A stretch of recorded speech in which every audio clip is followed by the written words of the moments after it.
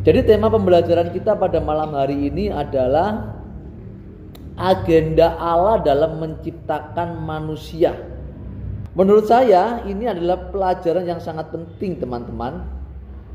Sebab jika manusia gagal menemukan maksud mengapa dirinya diciptakan, maka akan berdampak buruk dan merusak keberadaan manusia sebagai makhluk ciptaan yang agung dan mulia. Oleh sebab itu, tidak bisa tidak manusia harus menemukan dan mengetahui mengapa dirinya diciptakan. Oleh sebab itu, kita sebagai orang percaya harus mengerti maksud dan tujuan Allah menciptakan kita, dan kita harus menemukannya. Amin. Harus. Karena jika tidak, maka kita akan menjadi manusia yang rusak, manusia yang tidak pernah mengerti apa itu kehendak Sang Pencipta, teman-teman. Oleh sebab itu, sebelum kita membahas tema ini lebih dalam, kita akan membuka Alkitab kita terlebih dahulu yang terdapat di dalam Kejadian pasal 2 ayat 7 dan ayat 8. Kita harus menemukan maksud Allah menciptakan kita supaya kita ini sebagai orang percaya dapat menempatkan diri secara benar di hadapan Allah dan dapat memperlakukan Allah dengan benar. Ya? Sudah dapat? Kejadian 2 ayat 7 dan 8. Saya bacakan ya. Nanti disambung dengan Kejadian 1 ayat 28. Kejadian 2 ayat 7 dan 8, demikian firman Tuhan. Karena itulah Tuhan Allah membentuk manusia itu dari debu tanah dan menghembuskan nafas hidup ke dalam hidungnya. Demikianlah manusia itu menjadi makhluk yang hidup. Selanjutnya Tuhan Allah membuat taman di Eden di sebelah timur. Disitulah ditempatkannya manusia yang dibentuknya itu. Disambung Kejadian 1 ayat 28. Allah memberkati mereka. Lalu Allah berfirman kepada mereka, beranak cuculah dan bertambah banyak. Penuhilah bumi dan taklukkanlah itu. Berkuasalah atas ikan-ikan di laut dan burung-burung di udara, dan atas segala binatang yang merayap di bumi. Amin. Dari ketiga ayat ini kita menemukan kebenaran bahwa manusia diciptakan oleh Allah dan ditempatkan di mana, teman-teman? Di bumi. Kebenaran ini tidak menunjukkan bahwa manusia itu diciptakan di bumi. Mengapa saya harus menekankan manusia diciptakan di bumi? Mengapa? Karena teman-teman, di bumi itu adalah tempat pembuangan sebetulnya. Tempat apa? Pembuangan. Pembuangannya siapa? Tempat pembuangannya Lucy. Kita baca yuk dalam Wahyu 12. Sebetulnya dunia ini adalah tempat di mana Lucifer dibuang. Baca yuk Wahyu 12 ayat 7, 8 dan 9. Maka timbullah peperangan di sorga. Mikael dan malaikat-malaikatnya berperang melawan naga itu. Dan naga itu dibantu oleh malaikat-malaikatnya. Tetapi mereka tidak dapat bertahan. Mereka tidak mendapat tempat lagi di surga. Dan naga besar itu si ular tua yang disebut iblis atau Satan yang menyesatkan seluruh dunia dilemparkan ke bawah, dilemparkan ke bumi bersama-sama dengan malaikat-malaikatnya. Jadi ini menjadi satu persoalan yang penting yang harus dipertanyakan dan dipergumulkan, teman-teman. Mengapa Allah harus menciptakan manusia di bumi, di mana bumi adalah tempat pembuangan Lucifer? Mengapa harus di bumi? Di bumi kan ada Lucifer. Apakah Allah tidak salah menempatkan manusia di bumi? Alkitab menjawab tidak salah. Ya, memang Allah menempatkan manusia di bumi dengan satu alasan. Dengan satu alasan yang penting, ya. Oleh sebab itu kita harus mengetahui bahwa sebelum manusia diciptakan, sebenarnya teman-teman, bumi itu sudah ada atau tidak ada? Sebelum manusia diciptakan, bumi itu sudah ada, ya. Sudah ada bumi, tapi belum dibentuk.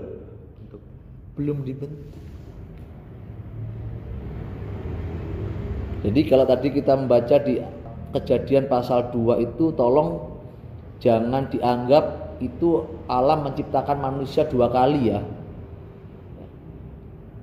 Jadi pasal kedua itu untuk menegaskan, untuk menjelaskan Kejadian pasal 1 ayat 26, 27, 28. Ya, jadi untuk menegaskan detailnya ketika Allah menciptakan manusia. Jadi ketika Allah menciptakan manusia dan menempatkan manusia di bumi, sebetulnya apa sih alasannya? Apa sih tujuannya? Gitu. Tujuannya begini, teman-teman. Ternyata manusia diciptakan oleh Allah dan ditempatkan di bumi, itu ternyata manusia diciptakan untuk menggenapi rencana Bapa. Apa itu rencana Bapa? Yaitu untuk menunjukkan dan membuktikan bahwa pemberontakan dan ketidaktaatan Lucifer di surga kepada Allah Bapa itu salah. Makanya manusia dibenturkan dengan Lucifer.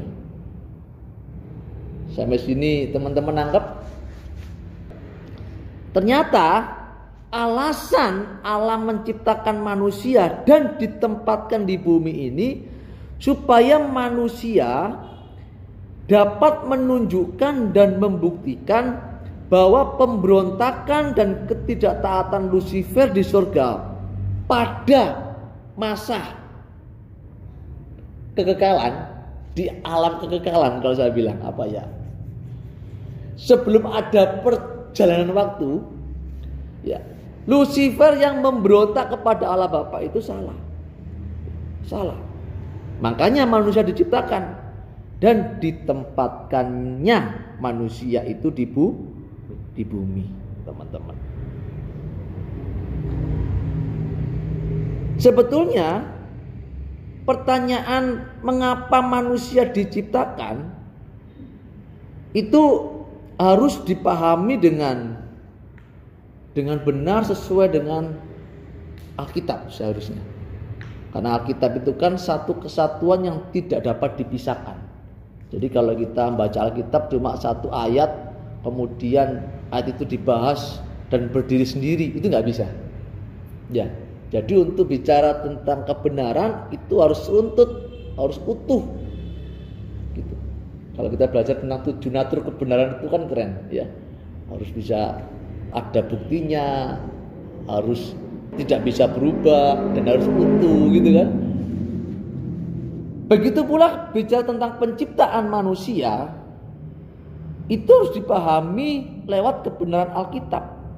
Kita tidak boleh melihat atau menyimpulkan bahwa manusia diciptakan oleh Allah itu satu untuk beranak cucu dan memenuhi bumi.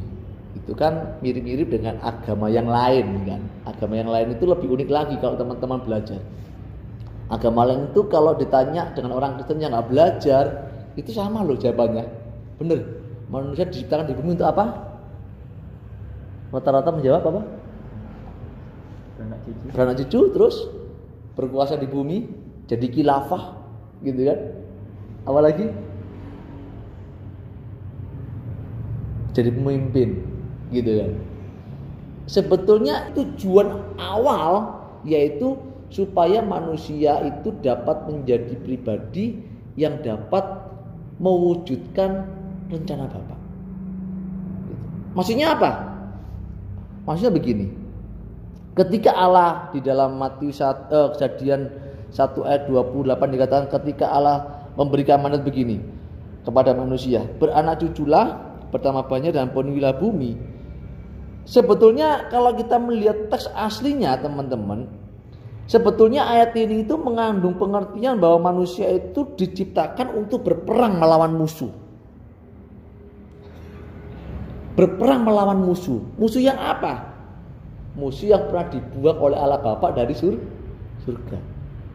Gitu. Makanya bicara berkuasa itu kan berbicara untuk apa?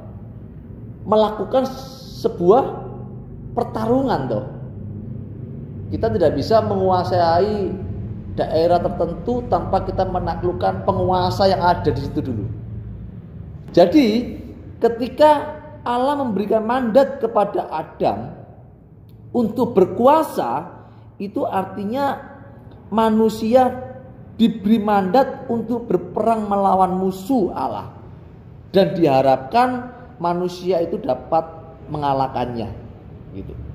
Jadi kata beranak cucu itu dimaksudkan adalah supaya manusia menjadi ahli waris kerajaan Bapa, menggantikan posisi Lucifer. Jadi kata beranak cucu dan bertambah banyak itu maksudnya adalah supaya manusia itu menggantikan posisi Lucifer. Dia menjadi ahli waris kerajaan surga. Penuhilah bumi. Penuhilah bumi itu maksudnya adalah supaya manusia itu mengisi, memenuhi. Juga bisa berarti menyelesaikan. Juga bisa berarti menguduskan. Jadi bumi itu harus dipenuhi oleh keturunan Adam yang taat, yang kudus, yang benar, yang mengerti kehendak Bapa. Itu yang diharapkan dari si Adam. Ya. Terus kata taklukan dalam pengertian dalam bahasa aslinya itu berarti menguasai, memperbudak. Ya. Itu artinya manusia diharapkan dapat menjadi raja, menjadi tuan, ya. Jadi kata radah dalam bahasa taklukan itu ternyata memiliki arti memerintah, teman-teman. Jadi bicara tentang taklukan itu bicara juga memerintah. Jadi ketika ditanya sebetulnya tujuan Allah menciptakan manusia itu untuk apa? Kalau dijawab hanya karena beranak cucu dan menguasai bumi, ini merupakan jawaban yang sangat dangkal dan sangat sederhana dan bisa salah. Dan bisa salah, teman-teman. Karena kalau tujuan manusia hanya beranak cucu dan berkuasa, nanti bisa ditafsir salah. Orang-orang di luar kekristenan itu tujuan Allah menciptakan manusia apa? Beranak cucu. Makanya pada waktu menikah ditanya itu, jangan kamu menikah apa? Punya keturunan. Supaya nanti kalau tua nggak sendirian. Kan begitu kan? Tujuannya apa kamu menikah? Supaya bahagia. Tujuan kamu menikah apa? Ya, supaya ada teman. Gitu kan. Kenapa pertanyaan-pertanyaan yang demikian itu menjadi sebuah jawaban yang hampir semua orang Kristen melakukan jawaban yang sama? Mengapa? Karena apa? Karena banyak orang Kristen sendiri belum memahami dan mengetahui maksud mengapa manusia diciptakan, teman-teman. Padahal agenda besar Allah ketika menciptakan manusia itu bukan hanya beranak cucu, ya. Ada agenda besar di balik penciptaan itu sebetulnya. Ada hal yang lebih penting hanya karena beranak cucu, yaitu manusia diharapkan dapat menjadi ciptaan atau anak Allah yang dapat hidup taat, hidup benar, supaya pemberontakan Lucifer, ketidaktaatan Lucifer dapat dihukum, teman-teman. Jadi di balik mandat agung Allah ketika menciptakan manusia itu adalah tanggung jawab besar. Apa tanggung jawabnya? Tanggung jawab apa yang harus dikerjakan oleh manusia?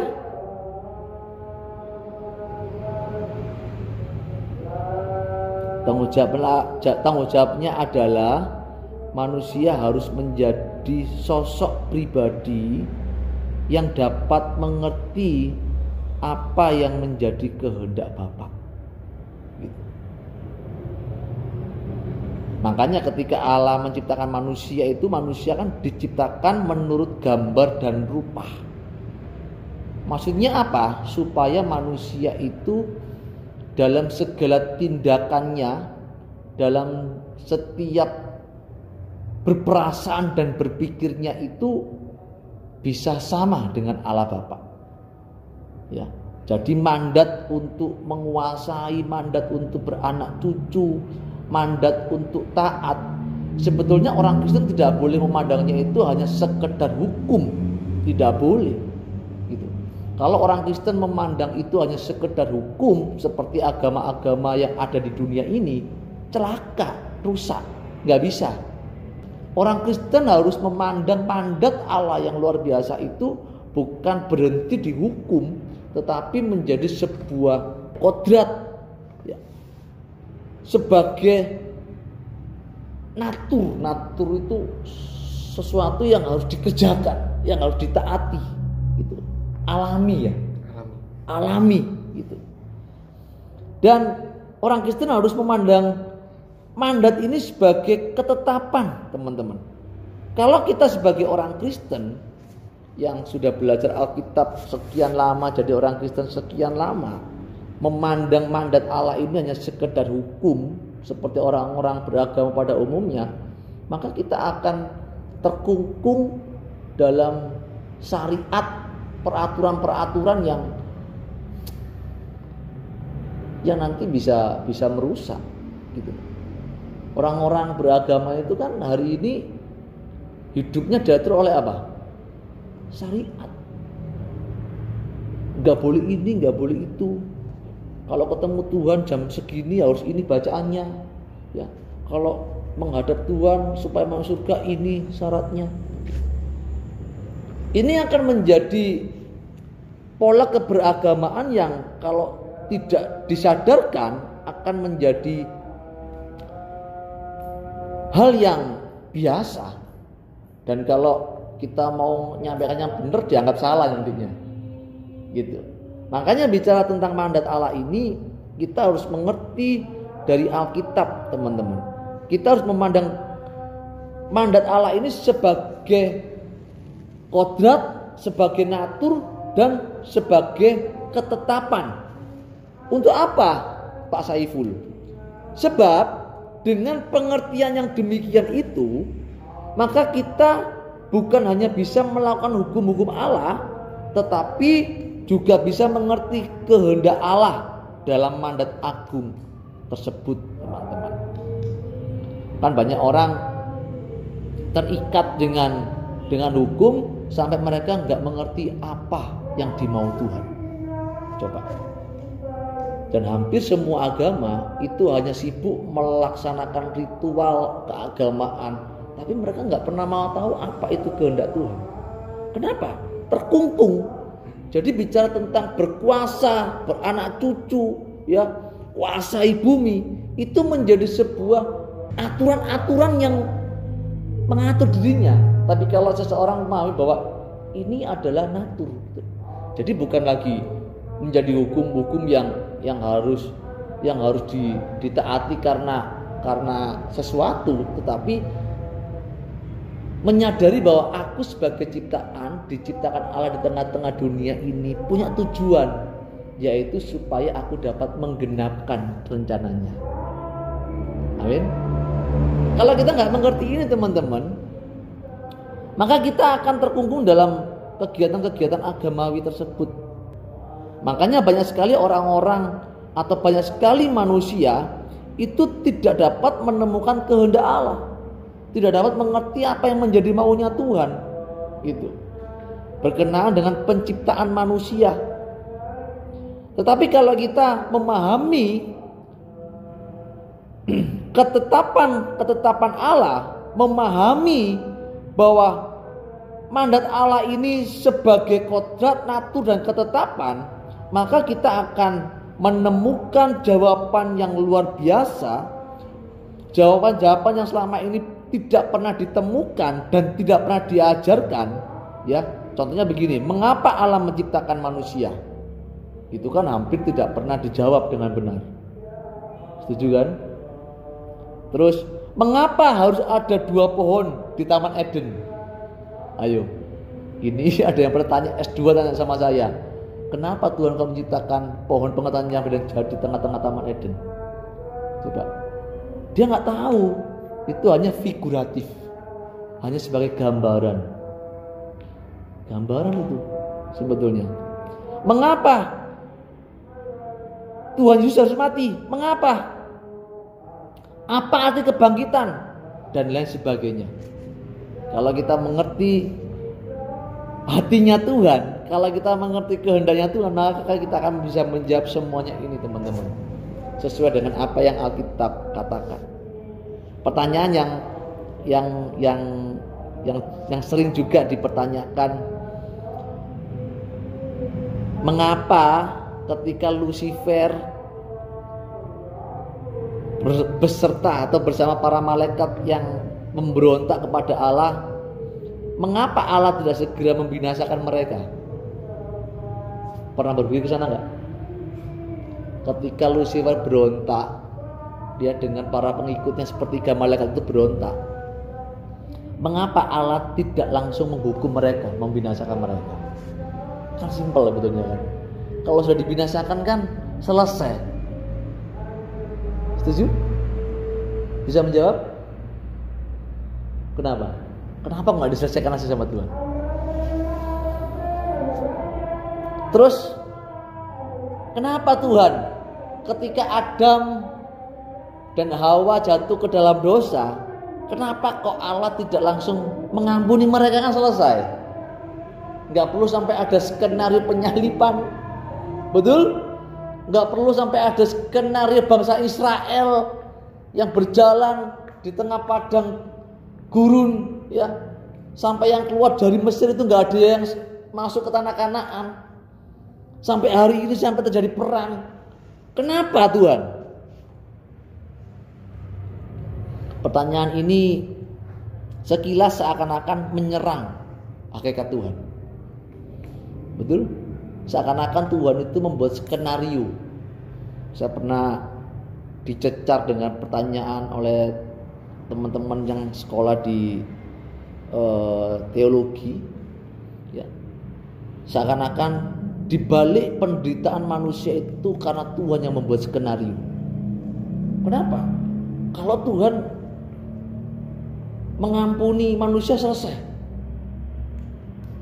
gak ada surga neraka. Kalau Lucifer dulu berontak langsung Tuhan binasakan, selesai.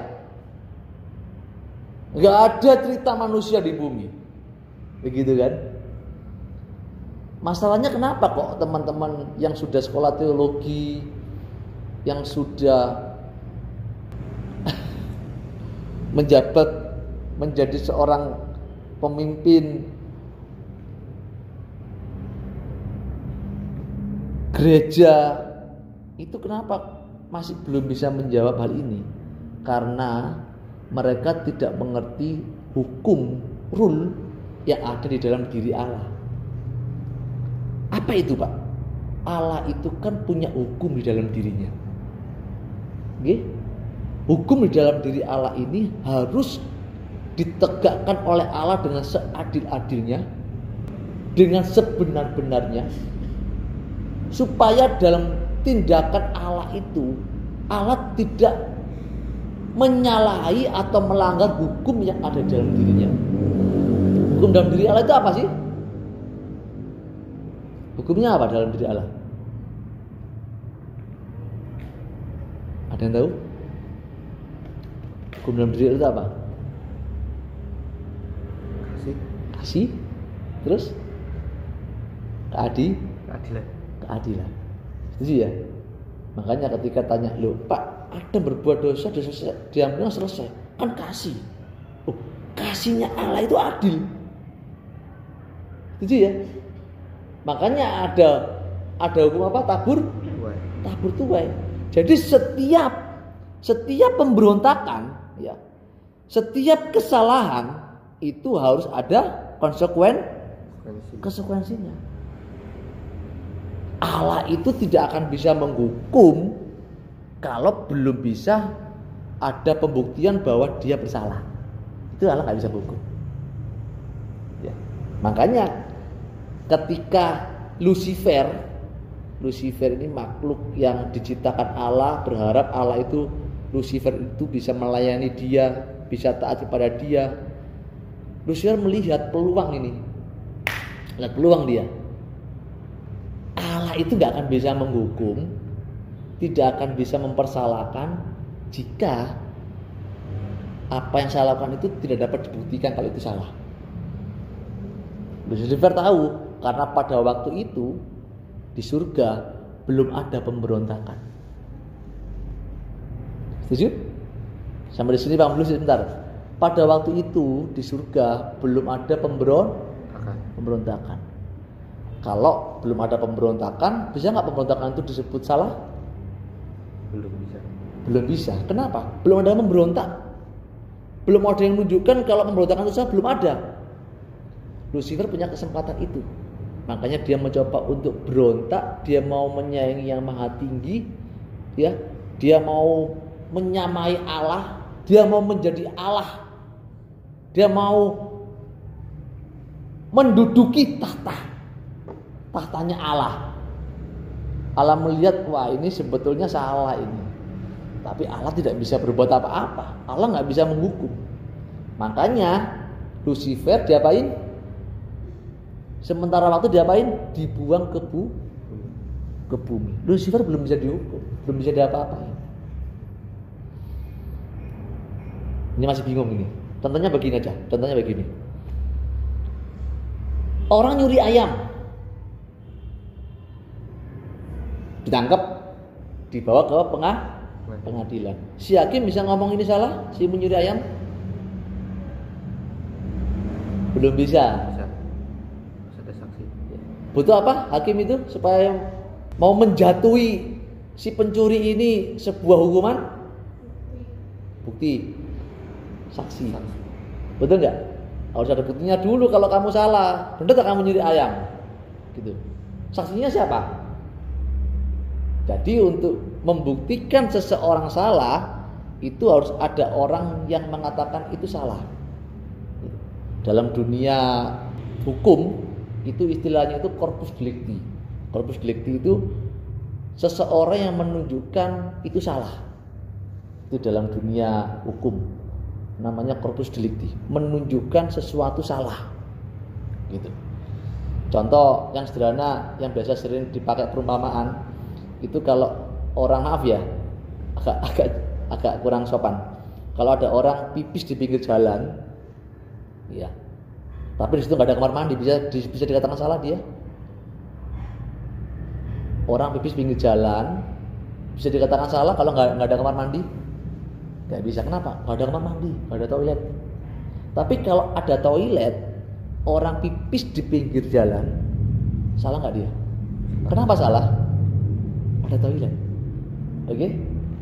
Begitu pula Lucifer, ketika Lucifer itu berontak kepada Allah, Allah nggak bisa menghukum Lucifer. Kenapa? Karena belum ada hukum bahwa pemberontakan itu salah. Makanya dia dibuang ke bumi, berharap manusia yang diciptakan itu dapat menjadi tadi itu corpus delicti. Bilang begini, ada yang tanya gini, Pak, kenapa harus ciptakan manusia? Kan ada malaikat. Seharusnya malaikat aja Pak yang menggantikan. Jangan Allah ini cari masalah loh, Allah ini. Kenapa? Dia ciptakan manusia lagi loh. Kenapa kok nggak malaikat aja yang jadi percontohan untuk menunjukkan bahwa Lucifer bersalah? Nggak bisa. Sebetulnya Lucifer itu bukan malaikat. Nanti ada sesi Lucifer kan? Ada ya. Sebetulnya Lucifer itu bukan malaikat. Buktinya apa? Buktinya dia punya tahta, dia punya area kekuasaan, dia punya mahkota, dan dia punya nama. Ya, bintang timur. Gitu. Bintang timur itu namanya anak Allah. Makanya sekarang nama bintang timur itu dia ambil alih oleh siapa? Tuhan Yesus. Bintang timur yang gilang gemilang. Dulu itu punyanya Lucifer. Gitu. Karena Yesus menang, dia taat di atas kayu salib, ya. Taat bahkan mati di atas kayu salib. Kemudian dia merebut gelar itu. Akhirnya gelar itu dikenal oleh Tuhan Yesus, dia menjadi bintang timur yang gilang gemilang. Gitu kan. Jadi untuk bisa menjadi lawan tandingnya Lucifer harus sama lawan tandingnya. Malaikat bukan lawan tanding. Lawan tandingnya siapa? Harus anak Allah. Makanya Adam diciptakan. Adam itu dilahirkan oleh Allah. Makanya penciptaan manusia itu diciptakan dari apa? Dari apa? Dari hembusan nafasnya Allah. Wah, keren. Makanya manusia disebut sebagai citra Allah. Untuk apa? Supaya Adam dan Lucifer menjadi lawan tanding yang setara. Sama-sama anak Allah. Oke? Jadi keberadaan manusia ini dia harus hidup taat. Hidup benar gitu. Makanya ketika Allah mengatakan jangan makan buah pengetahuan, janganlah kamu makan buah pohon yang ada di tengah-tengah taman itu, ya kan? Ya, nanti kalau kamu makan, kamu mati. Karena buah itu memberi pengertian, gitu kan? Sebetulnya itu figuratif. Itu bicara tentang pengajaran sebetulnya. Bicara tentang apa ya? Filosofi. Sebetulnya ketika manusia ada di bumi ini, dia mendengar Lucifer, dia juga mendengar anak Allah. Makanya ketika di tengah-tengah taman itu langkah Tuhan, itu siapa? Malak Yahweh namanya. Siapa Malak Yahweh? Malak Yahweh itu adalah anak tunggal Allah Bapa, yaitu Tuhan Yesus. Allah Bapa di mana? Allah Bapa nggak pernah kelihatan selamanya, gitu. Yang ada itu Tuhan Yesus bersama manusia, ya. Jadi ada kebenaran, ada penyesatan. Makanya Allah mengatakan kalau kamu makan buah itu, kamu milih pengajaran Lucifer, kamu mati. Kamu mati. Pak, ini pengajaran nggak ada di kita nggak ada. memang tidak dijelaskan secara tertulis. Tetapi kalau kita melihat secara utuh kebenaran ini, maka kita bisa melihat bahwa Alkitab tidak mengatakan demikian, teman-teman. Ya.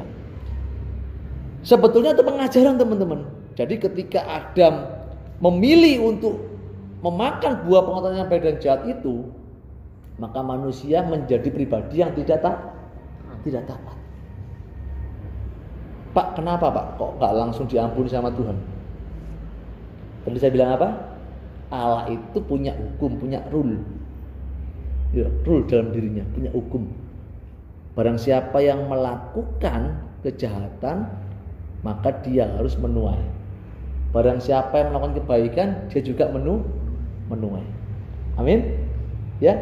Jadi ketika manusia jatuh tidak taat, manusia gagal menjadi orang yang dapat menunjukkan kesalahan bodoh ternyata sama.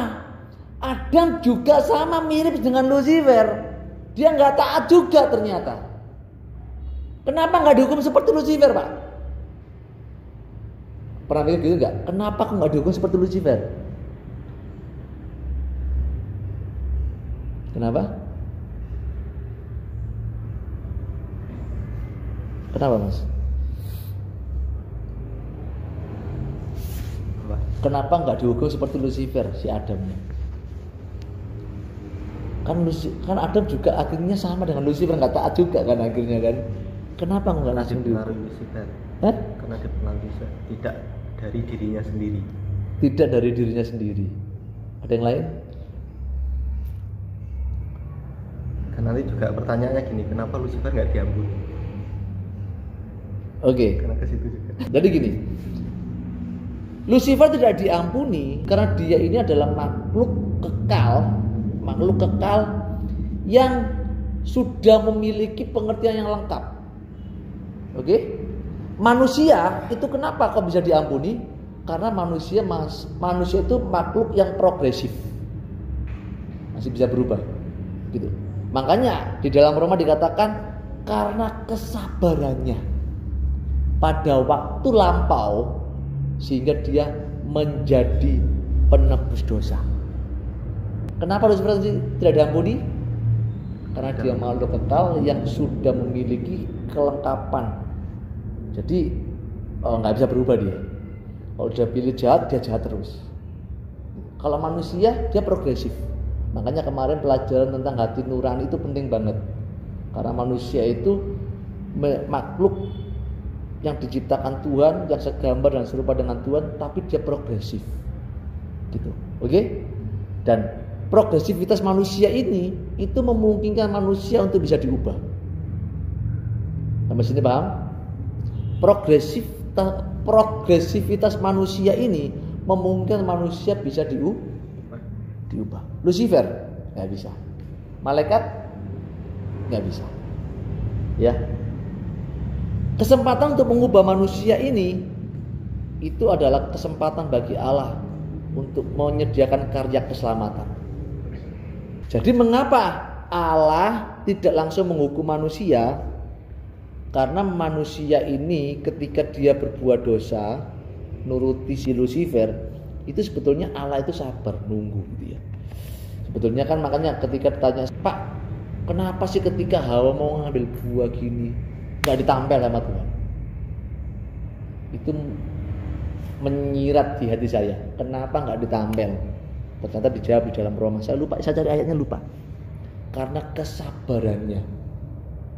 Itu yang pertama.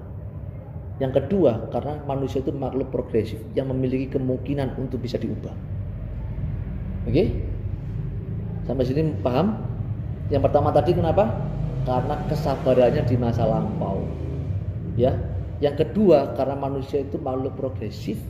Jadi sebetulnya ketika berhadapan dengan Lucifer ini, manusia ini belum sempurna. Makanya bicara tentang kehilangan kemuliaan Allah. Itu manusia masih belum mulia banget sebetulnya. Ya. Bukan kehilangan kemuliaan Allah, kekurangan katanya. Kekurangan kemuliaan Allah. Manusia itu progresif. Makanya ketika kemarin belajar tentang hati nurani, bicara tentang trikotomi dikotomi, itu kan dijelaskan kemarin bahwa manusia itu lahir oek, ya, nuraninya sudah sadar, jiwanya sudah sadar, belum. Butuh apa? Butuh waktu. Betul nggak? Untuk ngomong mama makan berapa tahun? Setahun? Belum. Setahun setengah berapa tahun? 2-3 tahun. 3 tahun. Mama. Ini mama. Mama. Papa. Gitu kan? Butuh waktu. Makanya ketika Allah memberikan kesempatan kepada manusia, ya, untuk diselamatkan, ini merupakan bentuk keadilan Allah. Jadi keadilan Allah itu ditunjukkan lewat karya keselamatan dalam Tuhan Yesus. Makanya kalau bicara karya keselamatan itu kan cuma adanya maksudnya model keselamatan yang begini itu cuma dimiliki kekristenan. Bener loh. Teman-teman kalau belajar keselamatan di luar kekristenan itu aneh-aneh, unik-unik dan nyeleneh-nyeleneh dan tidak masuk akal. Ini contoh ya, penciptaan manusia versi agama yang lain. Itu manusia diciptakan di mana? Di surga. Jadi ketika Allah itu mau menciptakan manusia, dia ngomong sama malaikat, "Malaikat, aku mau menciptakan manusia supaya manusia menjadi khilafah di bumi. Supaya manusia itu menjadi pemimpin dan terus menyiarkan tentang hukum-hukum Allah." Gitu. Maka aku memerintahkan kepadamu supaya kamu pergi ke bumi, kamu ambil tanah dari bumi supaya kamu menciptakan manusia dari tanah di bumi. Diciptakannya manusia itu, ciptakan, kemudian semua malaikat sujud menyembah manusia itu. Tapi ada satu jin yang tidak mau sujud. Jin, setan. Di sini kan satan ya, disebut satan. Naga besar tadi. Satan. Jinnya enggak mau tunduk, dia bilang, "Enggak mau aku nyembah dia. Dia dari tanah, aku dari api." Gitu. Kemudian Allahnya marah karena kamu nggak mau tunduk, kamu tak buang ke bumi. Dibuang ke bumi setannya, bung, dibuang ke bumi. Berarti dia tidak di surga. Kemudian si Allahnya melihat bahwa kasihan ini manusia, dia karena kasihan maka dia dikasih istri. Jadilah dia suami istri. Kemudian kisah cerita berlanjut, dia digoda oleh setan di surga. Tadi setan di mana tadi setannya? Di bumi. Kemudian setannya menggoda manusia, kemudian manusia makan buah kuldi. Setelah makan buah kuldi, Tuhan marah, Allahnya marah. Kemudian dia dibuang ke bumi. Loh, kok dibuang ke bumi? Gitu kan. Padahal tadi kan dia bilang sama malaikat supaya manusia menjadi khilafah, menjadi penguasa, menjadi pemimpin di mana? Di bumi. Kok dibuang ke bumi? Gitu kan. Jadi kalau teman-teman belajar dari agama-agama yang lain, itu lebih membingungkan. Serius. Dan tidak ada model keselamatan seperti yang Alkitab kita ajarkan dengan benar. Jadi maksud keselamatan yang dikerjakan oleh Tuhan Yesus di atas kayu salib itu adalah bentuk keadilan Allah. Kenapa? Karena untuk bisa menyelamatkan manusia yang progresif ini, maka butuh penyelamat.